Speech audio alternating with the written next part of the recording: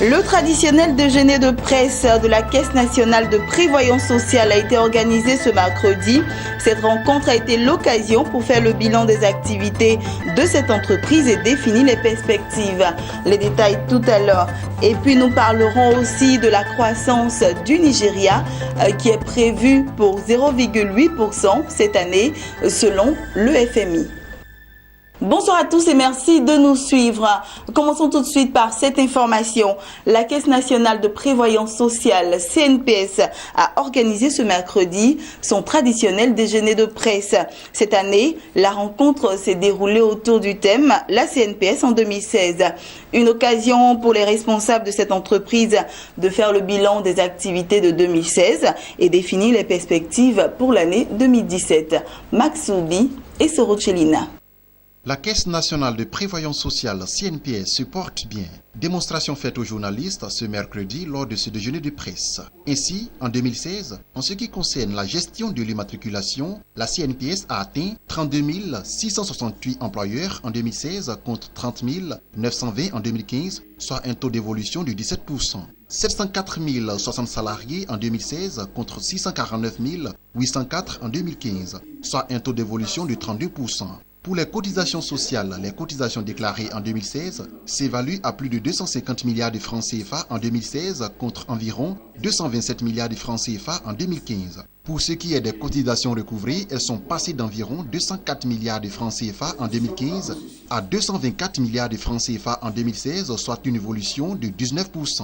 Au niveau des prestations, en 2016, sur 2177 dossiers reçus, 2012 ont été traités, soit 165 dossiers en instance pour un taux de 8%. Pour les pensions de retraite à l'ayant droit, sur 2132 dossiers reçus, 1925 ont été traités.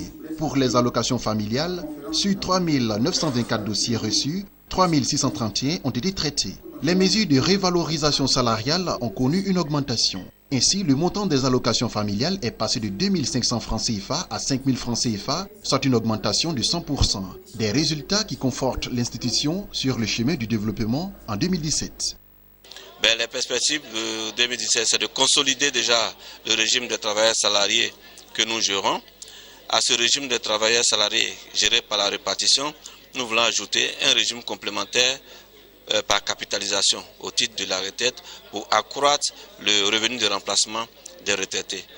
À côté de cela, nous voulons aussi prendre en compte les travailleurs indépendants qui jusque-là sont exclus de la sécurité sociale. Quand je parle de travailleurs indépendants, il y a les commerçants, les artisans, certains agriculteurs, même les imams, les prêtres, et vraiment toutes ces personnes-là qui sont exclues, nous voulons les intégrer à la sécurité sociale parce que la sécurité sociale, c'est un outil important de lutte contre la pauvreté.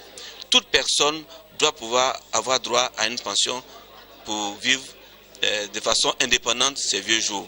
Vous imaginez, moi je prends souvent le cas du clergé, des prêtres, des évêques que nous respectons tous, des imams que nous respectons. Ces personnes se retrouvent à la retraite, si elles n'ont pas eu une activité à côté, il n'y a rien qui est prévu pour eux, ils sont obligés de retourner en cellule familiale comme s'ils étaient des enfants. C'est tout ceci que nous voulons corriger en mettant en place le régime des travailleurs indépendants. Des perspectives qui feront certainement encore glaner des lauriers au directeur général qui a reçu le prix leadership africain pour les actions de développement dans le domaine de la sécurité sociale à l'issue du Forum économique pour l'Afrique. Un prix décerné par le Conseil international des managers africains.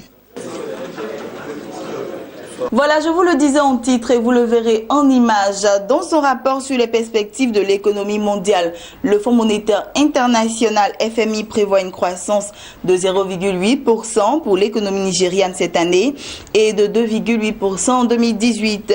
Ce chiffre est inférieur à la récente prévision de la Banque mondiale pour 2017, soit 1%. La projection du FMI se base sur une augmentation de la production pétrolière et de meilleures conditions sécuritaires dans la région du delta du Niger. Le conseiller économique et directeur du département de recherche au FMI a affirmé que l'économie mondiale connaîtra une augmentation de 3,4% en 2017. Et nous terminons avec ceci. Après la déclaration de l'état d'urgence annoncée par le président Yahya Jammeh, des milliers de touristes sont en train de quitter la Gambie. Ces derniers craignent le début d'une guerre civile dans le pays. L'opération touristique britannique Thomas Cook a commencé à évacuer près de 1000 vacanciers de la Gambie ce mercredi.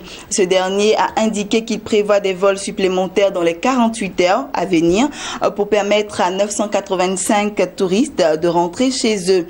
Quant à l'agence de voyage néerlandaise, elle a annoncé qu'elle allait rapatrier environ 800 clients. Voilà, c'est ici que nous mettons fin à ce temps d'information. Je vous souhaite une bonne suite de programmes sur Business 24 Africa et à demain pour un autre journal.